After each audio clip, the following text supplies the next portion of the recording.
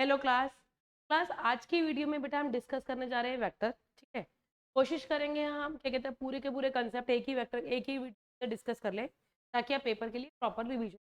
Okay, देखो बेटा देखते हैं सबसे पहले हम वेक्टर होता क्या है।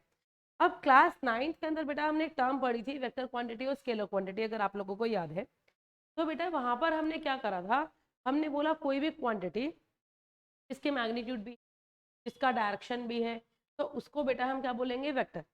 और बट कोई ऐसी क्वांटिटी का सिर्फ मैग्नीट्यूड है डायरेक्शन इंक्लूड है उसको हम क्या बोलेंगे हाँ स्केलर। फॉर एग्जाम्पल मैंने बोला ए है, यहाँ पर बी है, ए को बी पर जाना है तो ए गया बी तक, इधर गया घूम घूम के यहाँ पर पहुंच गया, मतलब उसने कुछ ना कुछ डायरेक्शन तो मेजर करी, बट कौन सी डायरेक्शन मेजर करी ये हमें है। बट उसने जो यहाँ पर डिस्टेंस मेजर करा तो इसका मतलब क्या हो गया बेटा, कुछ मैग्नीट्यूड हो गया।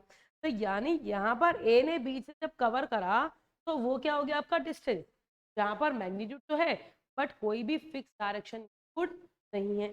बट यही अगर मैं बात करूं ए यहाँ है बी यहाँ है, ए बी पे गया बट एक पर्टिकुलर स्ट्रेट वे में गया, एक पर्टिकुलर पाथ ऑब्जर्व करा उसने, जो एक पर्टिकुलर पाथ फॉलो कर रहा है तो मतलब एक डायरेक्शन फॉलो कर रहा है, और जब वो डायरेक्शन फॉलो कर रहा है तो बेटा कौन सी क्वांटिटी आपका वो वेक्टर। ठीक है बेटा, तो हम एक चीज ध्यान रखेंगे, कोई भी चीज अगर कोई भी क्वांटिटी अगर डायरेक्शन और मैग्नीट्यूड तो काउंट करेगा तो बेटा उसे हम क्या बोलेंगे आपका वेक्टर क्वांटिटी। और अगर वो सिर्फ डायरेक्शन इंक्लूड करता है, सिर्फ मैग्नीट्यूड इंक्लूड करता है बट डायरेक्शन करता तो उसको बेटा हम क्या बोलेंगे आपका स्केलर क्वांटिटी। एग्जाम्पल के लिए बताया ए बी पे कहीं पर भी जैसे मर्जी घूम गया बट कुछ डायरेक्शन नहीं है तो क्या होगी बेटा स्केलर क्वांटिटी। बट अगर एक पर्टिकुलर डायरेक्शन इंक्लूड कर जाएगी कि उसने ए से बी पर जाना भी है ना कि सी पे जाना है, तो बिल्कुल स्ट्रेट वे वाला पाथ फॉलो करना है, तो जब डायरेक्शन इंक्लूड होगी तो बेटा उसे वेक्टर क्वांटिटी। आप देख सकते हो सेम अगर हम बात करें डिस्प्लेसमेंट और वेलोसिटी, इसको बेटा हम क्या बोलते हैं वेक्टर क्वांटिटी। डिस्टेंस और स्पीड को हम क्या बोलते हैं स्केलर क्वांटिटी। डिस्टेंस क्या हो गया, ए ने बी तक गया, ठीक है, या उसने यहाँ से कहीं भी सीपी की क्या कहते हैं डिस्टेंस मेजर करा। कोई भी एक कार है वो दिल्ली से कहाँ चली गई, लखनऊ चली गई, तो कुछ ना कुछ डिस्टेंस तो मेजर करा, जो डिस्टेंस हो गया वो मेरे पास क्या हो गया बेटा मैग्नीट्यूड। ठीक है, फिर उसमें मैग्नीट्यूड है तो वो डिस्टेंस क्या इंक्लूड करेगा वो आपका स्केलर क्वांटिटी। बट अगर मैंने बोला कोई एक बंदा दिल्ली से लखनऊ गया बट उसने NH8 या NH24 वाला हाईवे फॉलो करा, उसके अलावा वो किसी हाईवे पे नहीं गया, एक पर्टिकुलर पाथवे फॉलो करा, तो मतलब बेटा क्या बन गया वो आपका डिस्प्लेसमेंट। डिस्टेंस में जब डायरेक्शन ऐड ऑन हो जाती है तो क्या बन जाता है बेटा डिस्प्लेसमेंट। सेम स्पीड में जब डायरेक्शन ऐड ऑन हो जाती है तो क्या बन जाता है आपका वेलोसिटी। तो ये चीज़ याद रहेगी, कोई भी चीज़ जब आपके पास नॉर्मल सिर्फ मैग्नीट्यूड कंडक्ट करती है और डायरेक्शन इंक्लूड नहीं करती तो वो कौन सी क्वांटिटी होगी बेटा स्केलर। बट अगर वो मैग्नीट्यूड भी इंक्लूड करेगी तो क्या बन जाएगी वो वेक्टर। ठीक है बेटा, अब आप अपनी एनसीईआरटी की फर्स्ट एक्सरसाइज उठाओगे 10.1, तो 10.1 में बेटा पूरे के पूरे है आपसे पूछा होगा कि ये क्वांटिटी है या वेक्टर क्वांटिटी है या वो नॉर्थ ईस्ट में गया उसने इतना कवर अप करा, तो ये सारे डिस्टेंस क्वेश्चन है वो इसके ऊपर बेस्ड, बहुत ईजी है, वो आप आराम से कर सकते हो। नेक्स्ट आते हैं बेटा हम टाइप्स ऑफ वेक्टर। अब टाइप्स ऑफ वेक्टर्स में बेटा हमने 4 ही टाइप लिखे क्योंकि वही मोस्ट इंपॉर्टेंट है।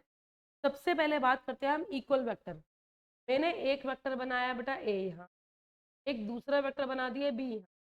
अगर आप देखोगे मैंने दोनों की डायरेक्शन सेम बनाई, दोनों का डिस्टेंस भी क्या है बेटा आपके पास सेम, तो दोनों का मैग्नीट्यूड हो गया सेम और दोनों की डायरेक्शन भी क्या होगी आपकी सेम।